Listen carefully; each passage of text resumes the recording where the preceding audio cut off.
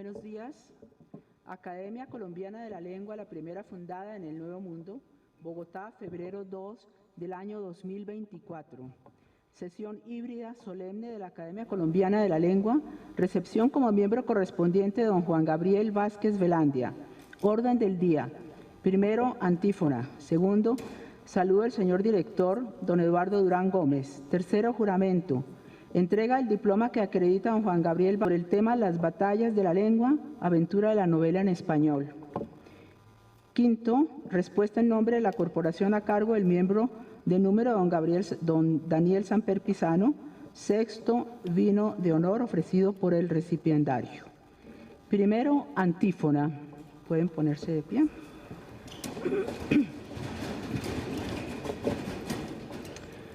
Veni Sancte Spiritus repletuorum corda, fidelium et amoris tuis in eis ignem accende. Emite Spiritu tuum et creabundur, et renovabis facem terra. Deus qui corda fidelium sanctis Spiritus illustratione de quisti, da nobis in edem Spiritu recta sapere, et eius semper consolatione gaudere, per Christum Dominus nostrum. Amén. Se pueden sentar. ¿Sí? Segundo, saludo del señor director, don Eduardo Durán Gómez.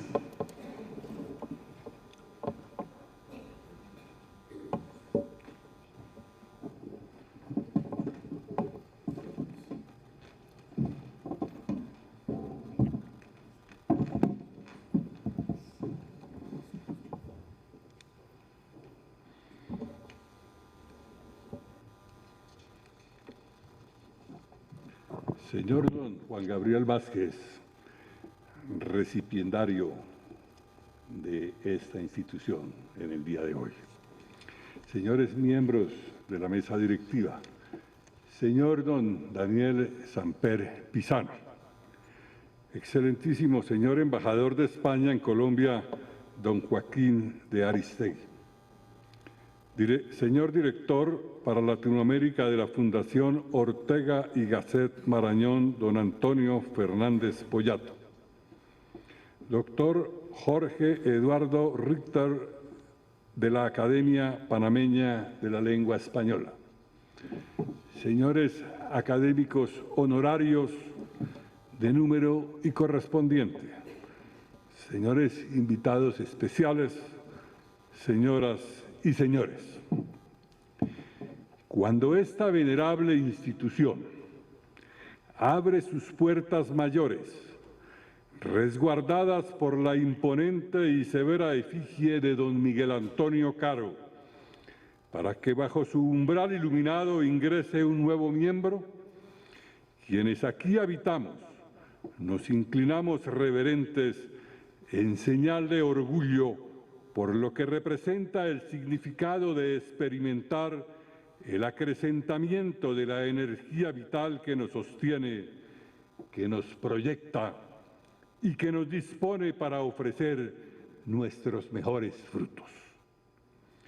El recipiendario de hoy es nada menos que don Juan Gabriel Vázquez, un escritor que a sus 52 años de edad está en capacidad de ofrecernos un recorrido intelectual que vemos asistido por meritorias producciones que lo han consagrado como un autor mucho más allá de las fronteras, en donde no solo el universo de la hispanidad ha aprendido a valorarlo, sino que el multiverso de la expresión idiomática lo ha acogido con singular afecto, porque de sus líneas ha sabido deducir talento, significado sustancial y proyección en el horizonte iluminado de la expresión escrita.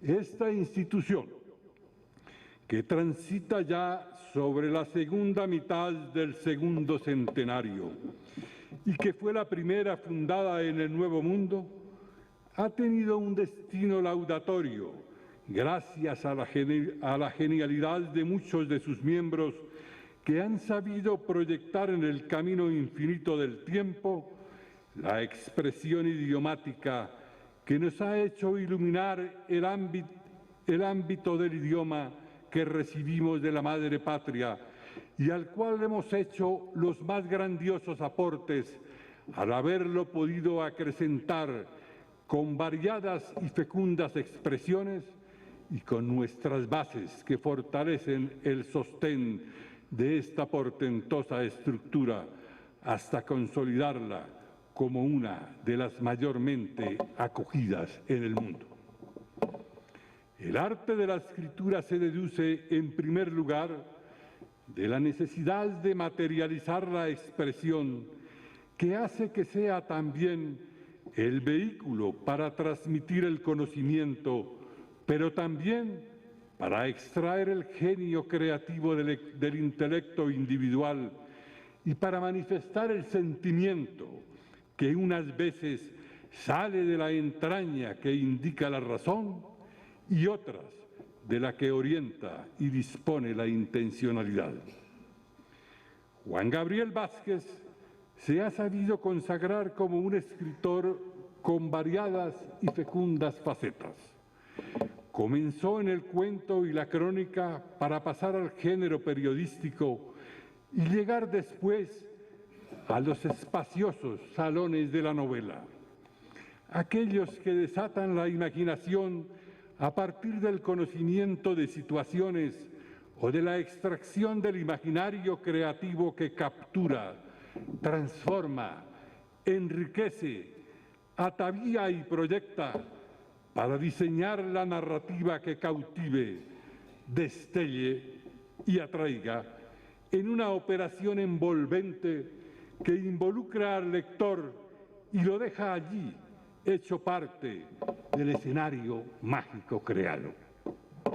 Aquí es cuando el término inverosímil pierde quizás sus dos primeras letras para entrar a imponer una realidad en la cual el lector halla un espacio y seguramente una cómoda poltrona desde donde contempla un ejercicio imaginario que unas veces le proporciona información, otras lo asocian a ricas vivencias, muchas veces lo arrojan a escenarios insospechados y en ocasiones lo llevan a ejercicios concluyentes en donde se juntan la razón y la sinrazón para alentar la imaginación.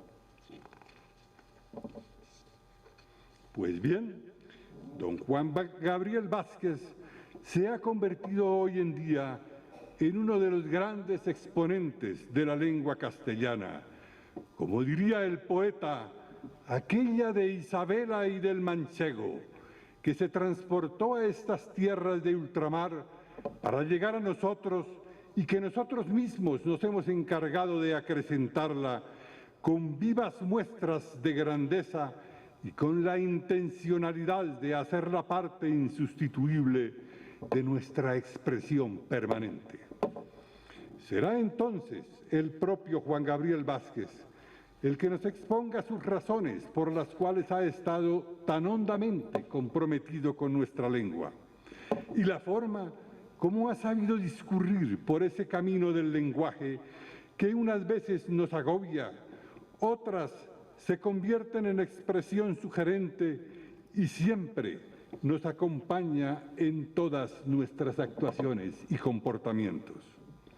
Y aguardamos también la respuesta a su discurso del académico de número don Daniel Samper Pizano, quien no solo lo conoce en el trato personal, sino que ha estudiado su obra, la ha digerido en lo más profundo y ha extraído de ella los elementos nutricios de su creatividad.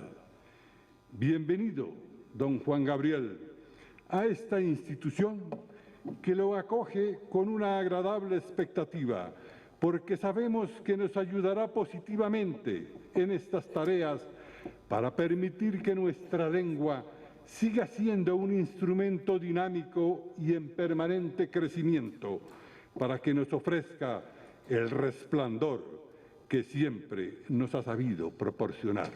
Muchas gracias.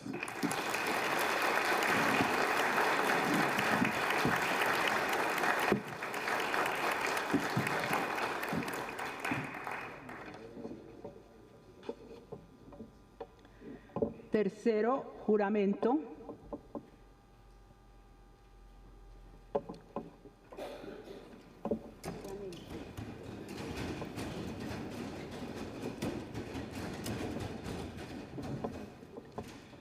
Entrega del diploma que acredita a don Juan Gabriel Vázquez.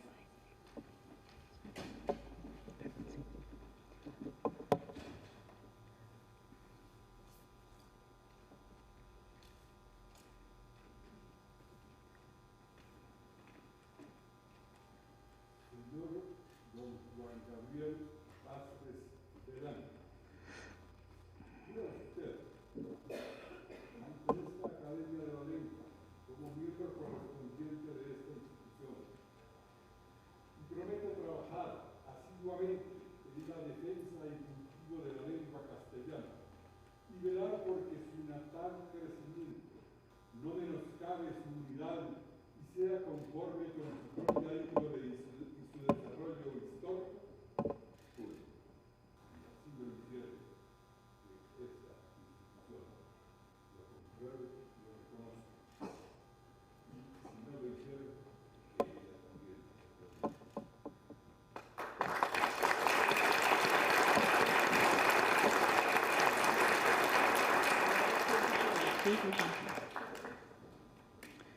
Entrega del diploma que acredita a don Juan Gabriel Vázquez Velandia como miembro correspondiente de la corporación. El diploma dice así: la Academia Colombiana de la Lengua, 153 años, correspondiente de la Real Academia Española, en atención a los méritos literarios y lingüísticos que concurren en don Juan Gabriel Vázquez Velandia, ha tenido a bien elegirlo en la categoría de miembro correspondiente para que conste, le expide el presente diploma Bogotá, Distrito Capital, a 2 de febrero de 2024, Eduardo Durán Gómez, director, Cristina Maya, secretaria.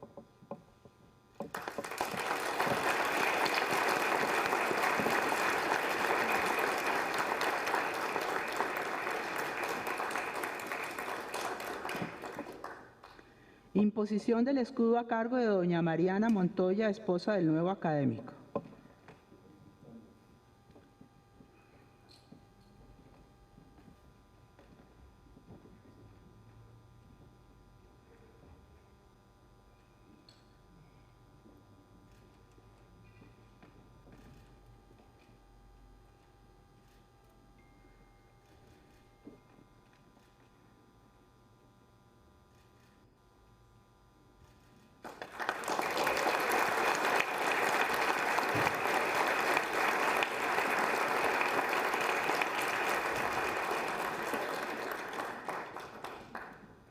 Cuarto, disertación del miembro correspondiente, don Juan Gabriel Vázquez Velandia, sobre el tema Las batallas de la lengua, aventuras de la novela en español.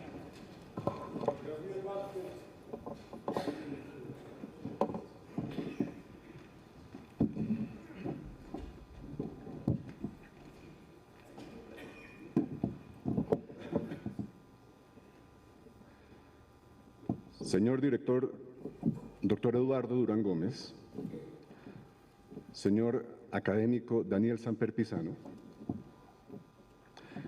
señoras y señores miembros de esta academia, señoras y señores. Es un inmenso honor estar esta mañana aquí entre ustedes, acompañado de tantos amigos y colegas de mi familia y de mi esposa, para ocupar un lugar que me enorgullece en el territorio de mi lengua, que es mi patria portátil, mi instrumento de trabajo y el objeto de mis desvelos. No hay mejor gramática para una lengua que el orgullo de hablarla, dijo hace 17 años en un congreso de la lengua Daniel Samper Pisano. Estas palabras que voy a leer pueden verse como una glosa a esa gramática.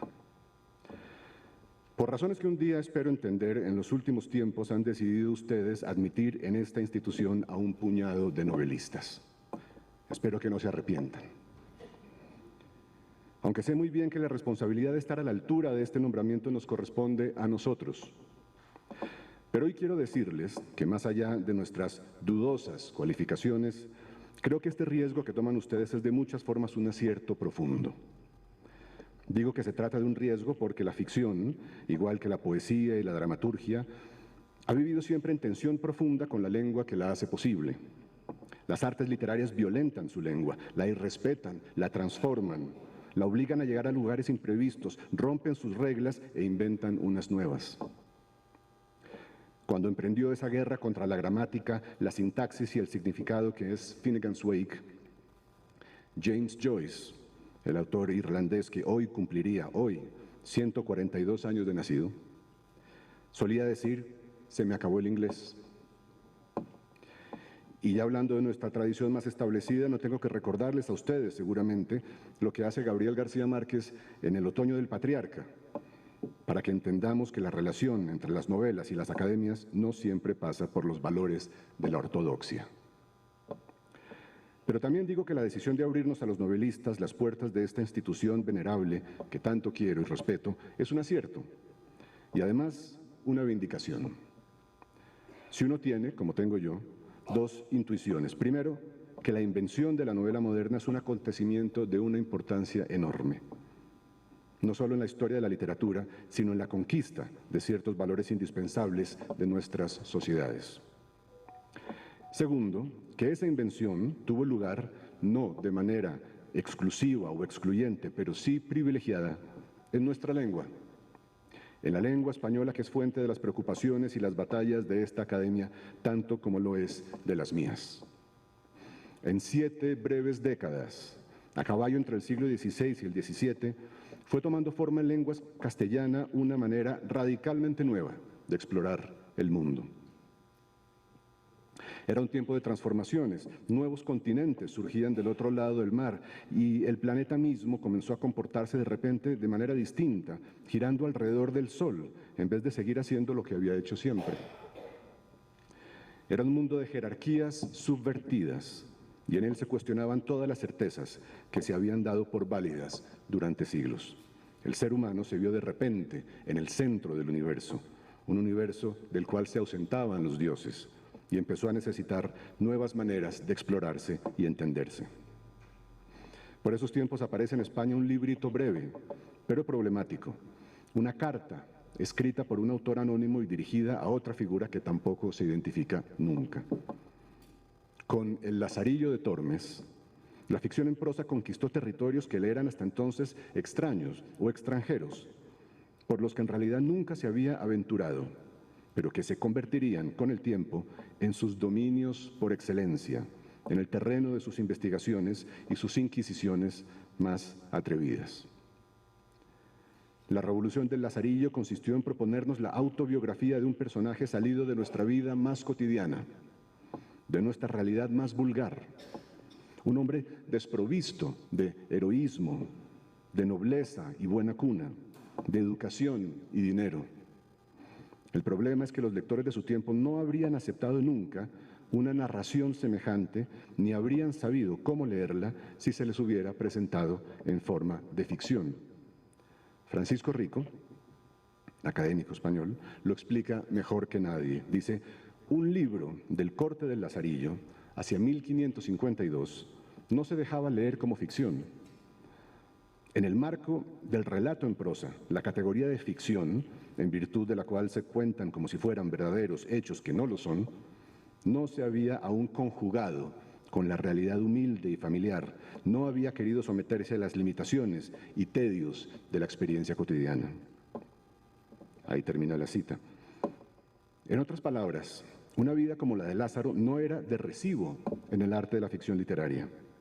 Y fue por eso por lo que su autor prefirió presentar su libro como la carta real que un hombre real le escribe a otro. Por eso dice Francisco Rico que más que anónimo, el Lazarillo es apócrifo. Es una falsificación, es una impostura. Y también es el libro donde la novela moderna comienza a ser lo que ha sido después y desde entonces, por lo menos en la familia literaria que por comodidad llamamos realismo. Fue allí, en nuestra lengua española de mediados del siglo XVI, donde la ficción en prosa le abrió los brazos a una parte de la experiencia que nunca había sido suya.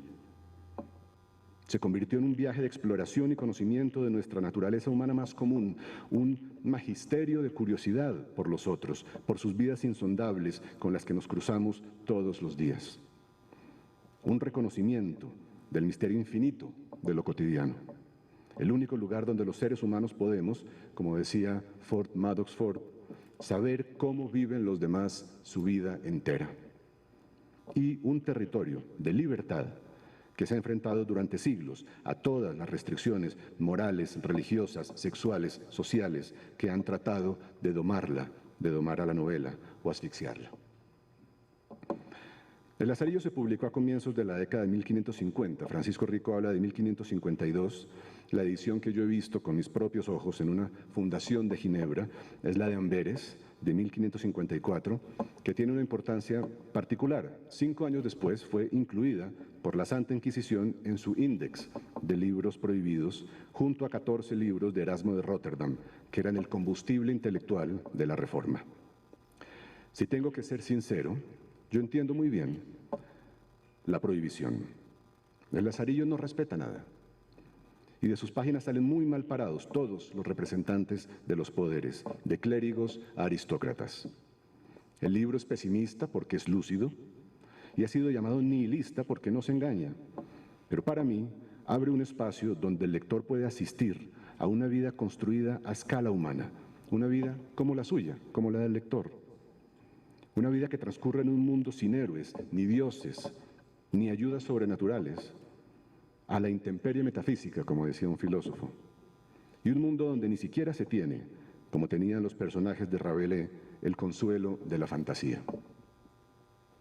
Antes de que terminara el siglo del Lazarillo, un español de casi 50 años, poeta y dramaturgo más o menos fracasado, que además había perdido una mano peleando por su rey, quiso hacer valer sus sacrificios para conseguir un puesto en América.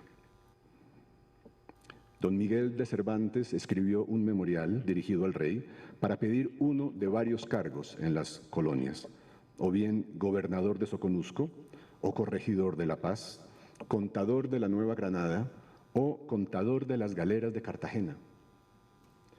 Recibió la respuesta a su solicitud al respaldo de sus propios folios mendicantes, y el tono y las palabras tuvieron algo de burla y aún de insulto. Busque por aquí en qué se le haga merced, le escribieron. Se ha convertido en una especie de tradición pensar que es en ese momento cuando Cervantes, despreciado y desilusionado, se pone a escribir Don Quijote. Pedro Gómez Valderrama, cuyo fantasma está presente de varias formas en esta academia, escribió un cuento bellísimo en un lugar de las Indias en el que especula sobre la posibilidad contraria, que Cervantes hubiera obtenido el cargo de contador de galeras en Cartagena. Y en el cuento Cervantes envejece con una mulata llamada Piedad, escribiendo montañas de páginas sin jamás publicarlas. Vuelve a España, consumido por el alcohol, escribe Gómez Valderrama, y conoce a un tal Alonso Quijano, que le lee la historia que acaba de escribir, las aventuras en ultramar de un tal Miguel de Cervantes. La especulación es bellísima, pero inquietante. No sé a ustedes, pero a mí me provoca escalofríos la idea de que Cervantes hubiera dejado de escribir Don Quijote por venirse a disfrutar de la costa caribe. Para nuestra fortuna, la realidad fue distinta. Cervantes fue rechazado por la burocracia ingrata de la corona española y al mismo tiempo que pierde un cargo y un proyecto de futuro mejor, pierde toda obligación de lealtad hacia un sistema que lo ha despreciado. Es un hombre sin ilusiones, pero también es un hombre sin obligaciones. En una palabra, es un hombre libre. Con esa libertad que le ha caído encima y que viene acompañada de conocimiento y de experiencia, se pone a escribir un libro impredecible y multiforme, que comienza con el pretexto de ser la sátira de un género previo, los romances de caballerías, pero que en realidad rompe muy pronto con esas miras humildes, y empieza a hacer cosas que nadie, ni siquiera su autor, había previsto. Cuando se publicó en 1605, El Quijote tuvo tanto éxito que por todas partes comenzaron a salirle imitadores o parásitos. Y a mí nunca ha dejado de maravillarme que a uno de ellos, a su acto de parasitismo, de robo literario, le debamos uno de los grandes acontecimientos de la historia literaria. Porque no es exagerado decir, me parece, que sin ese hombre, el imitador, el plagiario, Don Quijote no tendría tal vez la influencia que tiene hoy, ni por lo tanto la misma importancia. ¿Por qué? Por la historia que seguramente ustedes conocen. Un escritor de segunda línea, un tal Alonso Fernández de Avellaneda, nacido en Tordesillas, quiere aprovecharse del éxito del libro de Cervantes y publica en 1614 una continuación de las aventuras de Don Quijote y Sancho. Y a Cervantes tanto lo irrita esto, que el hecho de que ese plagiador mediocre le robara sus criaturas, que al año siguiente dio a la imprenta su propia y legítima segunda parte, en la que no solo se permitió vengarse del plagiador con humor y elegancia, inventando escenas en las que Sancho y Don Quijote se burlan del escritor de Tordesillas y de su libro Sin Gracia, sino que se dio el lujo de matar a su personaje principal, al pobre Don Quijote, para que nadie más nunca pudiera robárselo. Así lo declara la pluma de Cervantes, a la cual prestó voz el autor al final de su segunda parte. Dice así: para mí sola, habla la pluma, para mí sola nació Don Quijote y yo para él. Él supo obrar y yo escribir, solos los dos somos para en uno, a despecho y pesar del escritor fingido y tordesillesco, que se atrevió o se ha de atrever a escribir con pluma de avestruz grosera y mal delineada las hazañas de mi valeroso caballero, porque no es carga de sus hombros ni asunto de su resfriado ingenio. A quien advertirás, si acaso llegas a conocerle, que deje reposar en la sepultura los cansados y ya podridos huesos de Don Quijote. Todo este episodio de la historia literaria, el apócrifo de Avellaneda, la reacción de Cervantes, todo esto, me ha sugerido siempre dos reflexiones. La primera es la que ya he mencionado, la gratitud que nos merece el imitador mediocre, sin cuyo libro Cervantes nunca hubiera escrito la segunda parte del suyo.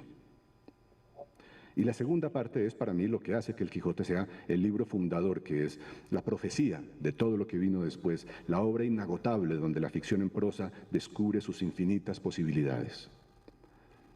Se dice con frecuencia que la primera parte del Quijote es un libro para lectores y la segunda es un libro para escritores.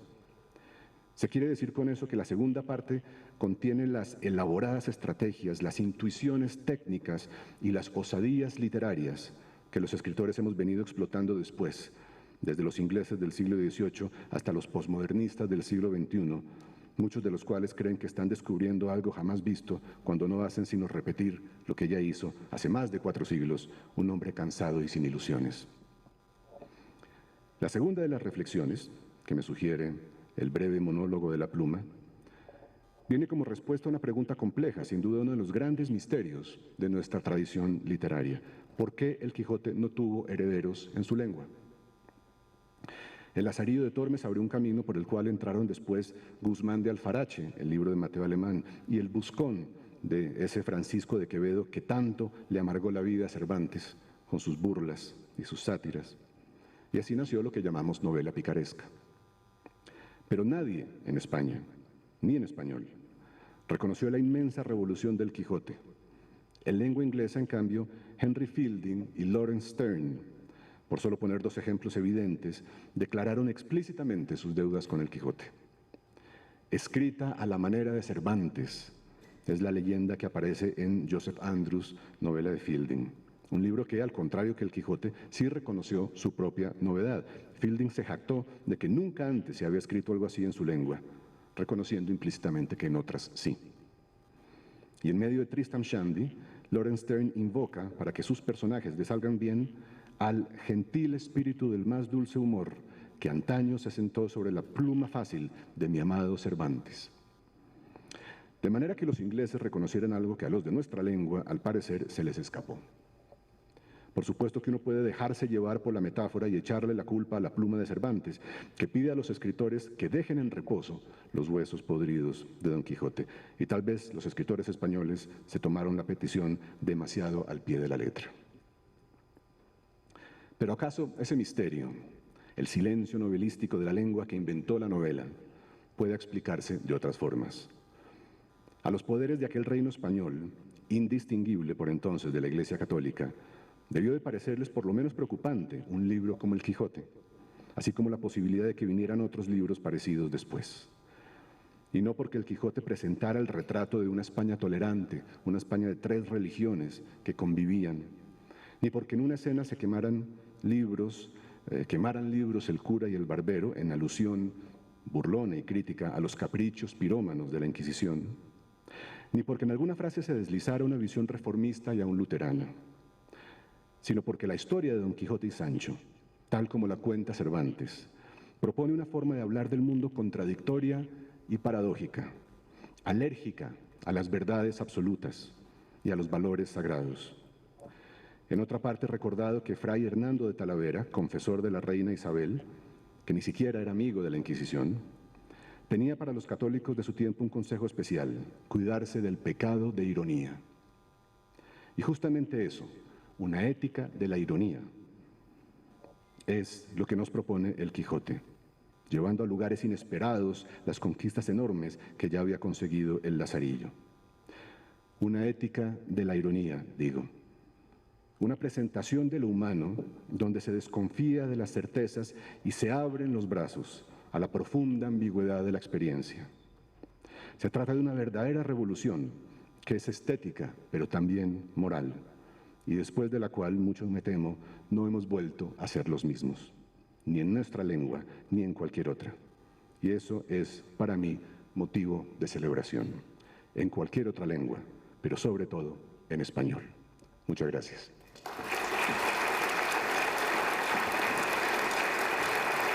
Gracias.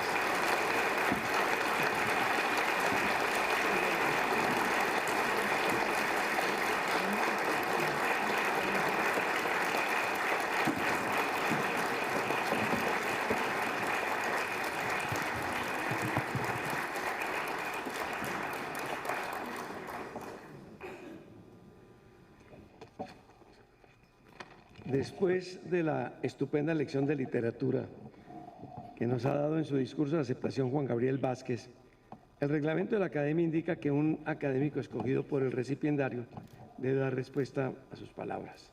Yo he tenido la alegría y el honor de ser el señalado, misión que se torna en extremo difícil tras la lúcida y lucida exposición de quien es uno de nuestros escritores más queridos y reconocidos internacionalmente. De allí que antes que redundar en las cualidades del autor o sacarle viruta sobrante al tema que él acaba de pulir con ebanistería verbal impecable, esa frase me quedó buena pero complicada. Mi modesta disertación solo aspira a ser un risueño homenaje, repito, un risueño homenaje al nuevo miembro correspondiente y a los novelistas colombianos de antes y de ahora. Con la venida de ustedes, pues, procedo con el discurso de recepción reglamentario. En cierto cuento de Juan Gabriel Vázquez, titulado Las ranas, un veterano de la Guerra de Corea advierte al soldado Salazar: los que más hablan son los que menos hicieron. Como no quiero que caiga sobre mi cabeza el comentario del veterano, procuraré hablar poco y hacer más. Respetuosa y orgullosa de su pasado, esta vieja casa quiere también asomarse al presente y el futuro, convencida de que la lengua española es el mejor vehículo para adentrarse en el universo abigarrado, mestizo, fresco, inquieto y rico de América Latina y España. Nuestro instituto fue el primero de su índole en el nuevo continente y es copiosa la lista de grandes autores y gramáticos vinculados a él a lo largo de más de siglo y medio. Nos hemos propuesto celebrar este sesquicentenario pensando en el próximo, y por eso intentamos sumar a hombres y mujeres de valía intelectual dispuestos a trabajar por nuestra lengua. Ya lo sé, el déficit femenino en este grupo sigue siendo bochornoso, aunque hoy figuran más académicas de número que nunca. Era solo una en 1984, cuando se posesionó Elisa Mújica. En este momento son 5, lo que significa que cada 10 años se suma otra mujer, dato bastante penoso. También se ha reducido la media de edad. Hay ahora más jóvenes que hace un tiempo. Hablo de gente menuda, aunque algunos pinten canas, porque la adolescencia sorprende a los miembros de las academias, aquí como en España y en Francia, cuando rondan ya los 50 años. Es una sabrosa manera de rejuvenecer. Quienes examinen los óleos y estatuas de este edificio verán allí los rostros de sabios ya mayores, con barba poblada y cuello tieso. Tienden entonces a creer que aquellos compatriotas que en 1871 fundaron en Bogotá la primera extensión de la Real Academia Española eran unos viejitos adorables. Grave error. El promedio era de 38 años y don Miguel Antonio Caro, uno de sus primeros directores, no llegaba a los 30. Viejos nosotros, queridos amigos, que hace pocas semanas posesionamos a Juan Esteban Costaín, un niño de 45 años, y hoy lo hacemos con Juan Gabriel Vázquez a los 52, que es 11 mayor que don José María Vergara y Vergara, cuyo tesón permitió formar esta asamblea. Vergara y Vergara falleció a los pocos meses del nacimiento de la Academia.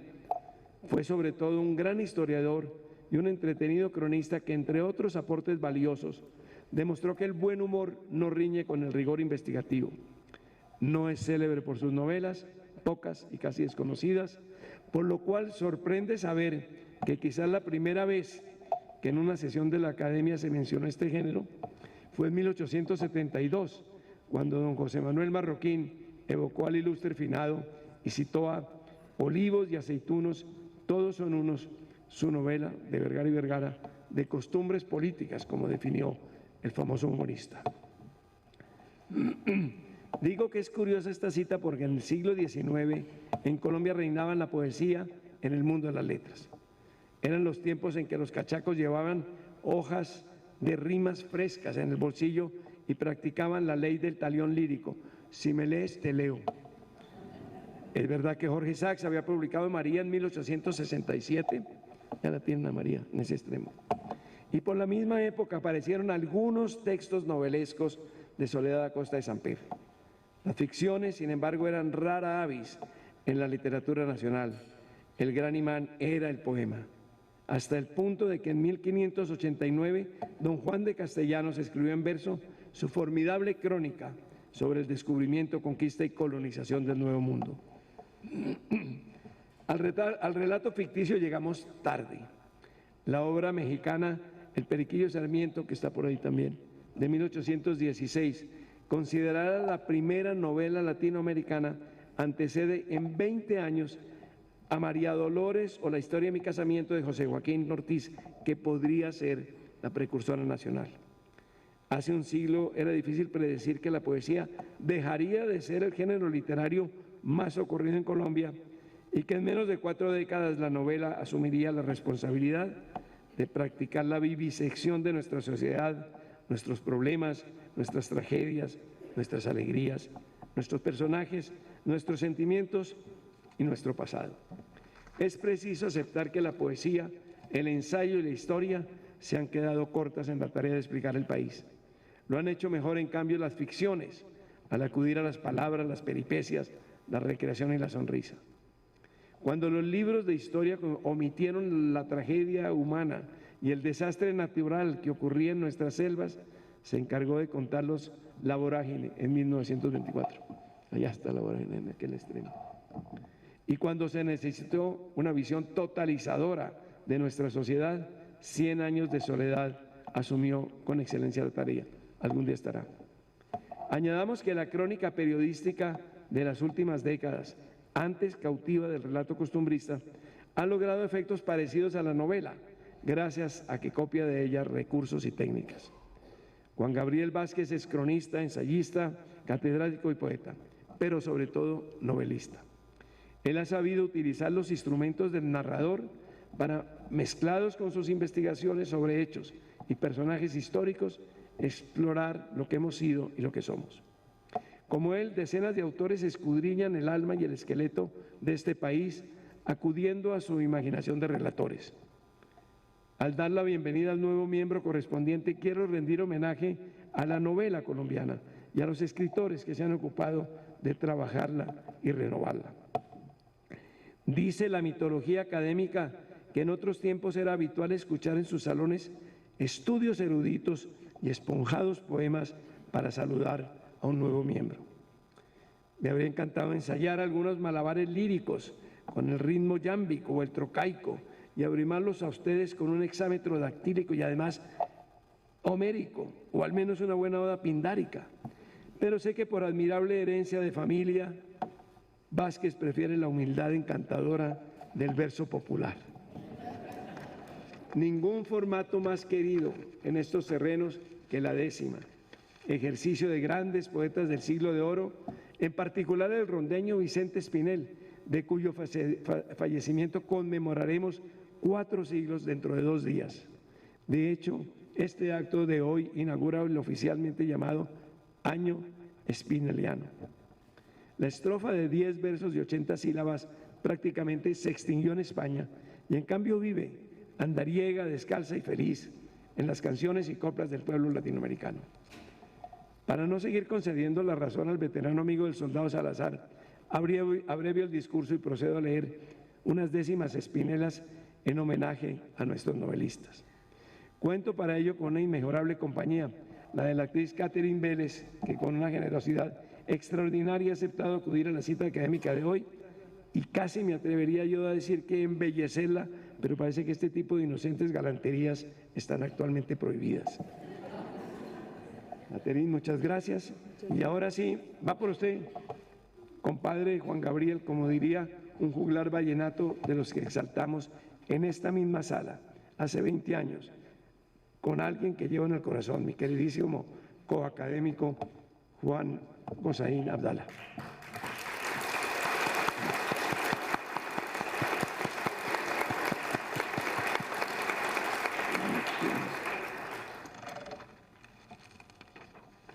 Breve historia extensa. ¿Qué debacle nos legó aquella historia pasada? La cauchería ya agotada, fue el fatum de Arturo Cova.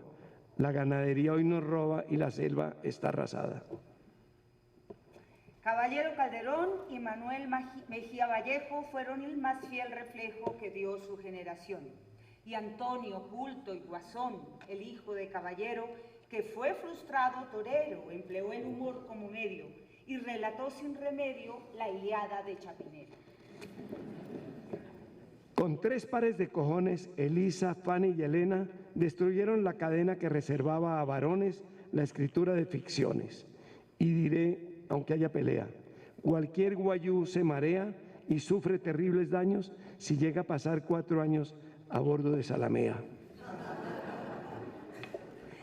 Eran las 2 muchachitas casquivanas y preciosas, las hermanas hinojosas por las historias tan descritas. Fueron mozas favoritas de próceres inmortales y sus juegos maritales saltaron a la ficción. Ya conductada su acción, prosperaron con morales.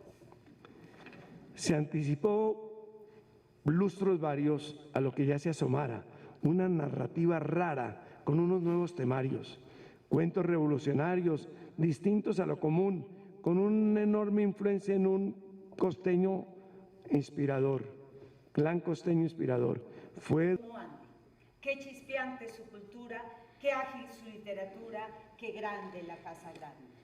La comarca de Macondo, el nido de los Buendía, en otros tiempos creía que el mundo no era redondo, hasta que un mago lirondo, rodeado de soledad, explicó a la humanidad con su barba y su bastón la maravilla que son 100 años de gavedad.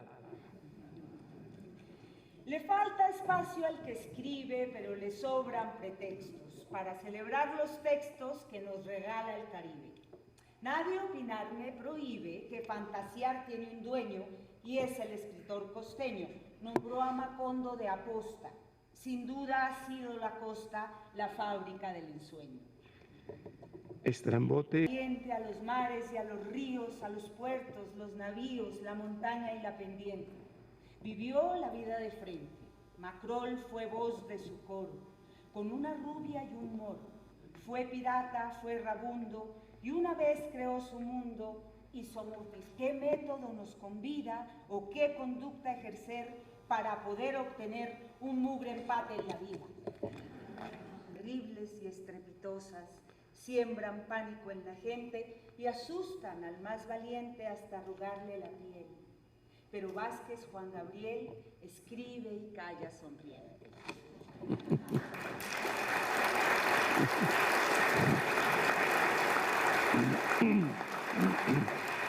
La obsesionan la violencia, la locura y el amor, y su prosa es un primor por su estilo y su sapiencia. Premiada con insistencia, orfebre del español y orgullosa de su rol, para que el mundo la vea, Laura Restrepo broncea sus delirios bajo el sol. Escribió sobre su padre un texto estremecedor que condensaba el dolor de un atentado cobarde. También, sin mayor alarde, al amor le hizo un esguince como si cumpliera 15 y no su madura edad. Esta fue tu salvedad, Héctor Abad Faciolince.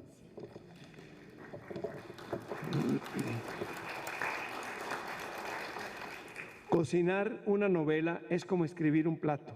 Hay que cuidarla hoy un rato y al lápiz darle candela. Cualquiera sigue esta escuela.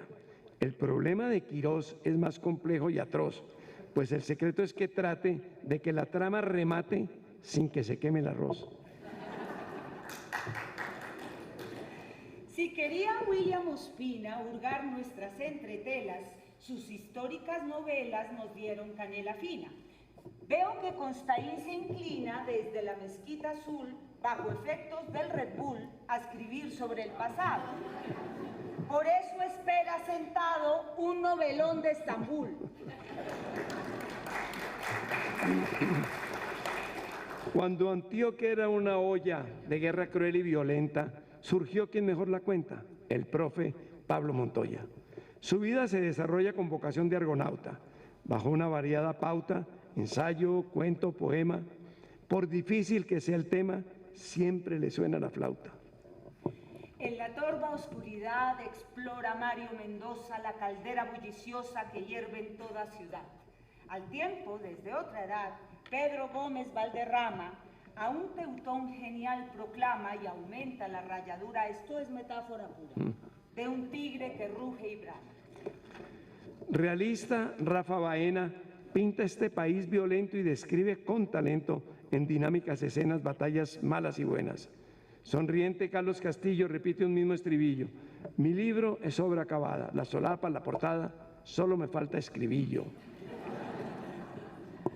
Extraordinaria poeta dio un salto hacia la novela y como el más lento vuela, se hizo en su tierra profeta.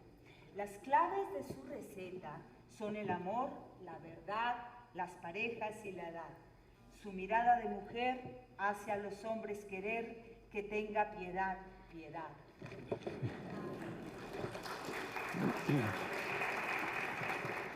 En sus novelas no flacas, Ricardo Silva ha contado historias de hoy, del pasado y de un man llamado Cacas. Barroca y también berraca, su prosa es un tibio abrazo que envicia paso por paso, como el fútbol o el alcohol. A mi juicio es autogol su más sabroso golazo. El codiciado Alfaguara, diéronle a Pilar Quintana, que lo ha recibido ufana y así otro premio acapara. La perra, su obra preclara, sin apremios, sin afanes, tiene ya miles de fanes, y sin afanes ni apremios, seguirá ladrando premios hasta ganar el de Canes. Mientras Albalud Nava tejía, Germán Espinosa y Evelio pluma furiosa a Bolívar enterraba. Solano a Corea viajaba, Juan Sebas volvía a comer, Melba, feliz sin saber, escribía a García Roballo, de quien Antonio es tocayo, y Fayad velaba a Esther. Y ahora, con sones gratos, que cantan hasta los mudos, pregonaré unos saludos como hacen los vallenatos. Saludo por su retrato sobre la gente sencilla a don Tomás Carrasquilla, saludo a Julio Paredes y doy mi pax ante ustedes al hijo de la guerrilla. Azriel, saludo, shalom, desde su historia judía que viene yo apostaría del tiempo de Telecom. Entre tanto, el Uncle Tom tiene aquí quien lo rebata, porque el negro y la mulata han encontrado los sellos de un autor que habla por ellos. Se llama Manuel Zapata. Desde Chambó hasta Changó, de tránsito al arzobispo, vuela un gallinazo pispo que una rosa masticó. Saludo a Andrés, que murió cuando más nos prometía, a Efe, Toá, Geno Díaz, Moreno Durán, a Lape, que Triviño no se escape, ni su Escún, ni el buen Matías. Y saludo a Mayarino, a Londoño, Tanmoíno, a Andrés Arias y al otro Arias, pues tenemos Arias varias. Sí. A Esteban, un paisa fino, saludo a Burgos Cantor, a Gozaín, gran señor, que cultivó mala hierba. Eso a Medina lo enerva y a los Álvarez peor. A Sánchez Baute saludo, ya vamos llegando al fin. Él, con Abel y Caín, explicar el país puro. A Miguel Torres sacudo, pues en sus libros están clamores. La nómina está incompleta, faltan muchos novelistas que no salen en las listas por A, B, C, X y Z. Se me agotó la receta. A muchos los desconozco, no están otros que conozco. Algunos se me olvidaron o simplemente no entraron por error, lo reconozco. Explico la impertinencia de este homenaje sencillo. Quien cuenta es un Pepe Grillo, una voz de la conciencia, mintiendo con transparencia, luminosa como un rayo, la novela, sin desmayo, nos señala al rey desnudo, lo que la historia no pudo y no consiguió el ensayo. Estrambote final, consonante en séptima. El novelista es un grito, un despertador contrito que rescata del letargo en su terca cantaleta a un país dulce y amargo. Y ahora sí, no más carreta, pido perdón y me largo. Muchísimas gracias. Muchas gracias. Gracias a ti. Muchas gracias a ustedes. Feliz fin de semana.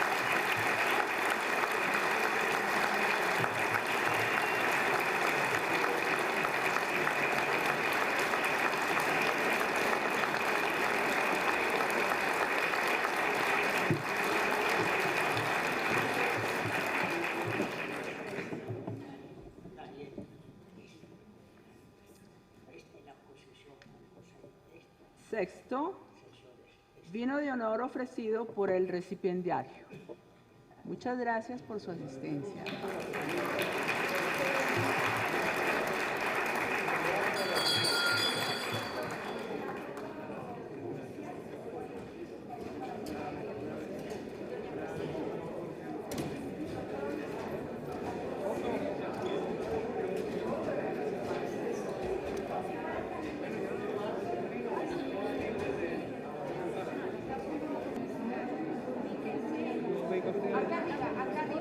Ustedes pueden ponerse de primeras y no los tapan. Yo estoy acostumbrado a mujer chiquita. Suba que yo sé manejar mujer chiquita.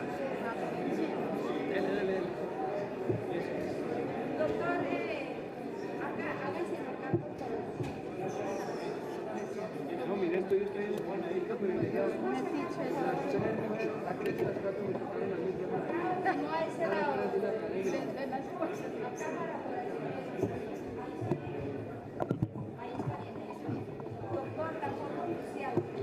Doctor, permítame para acá, para la foto. Al lado del doctor.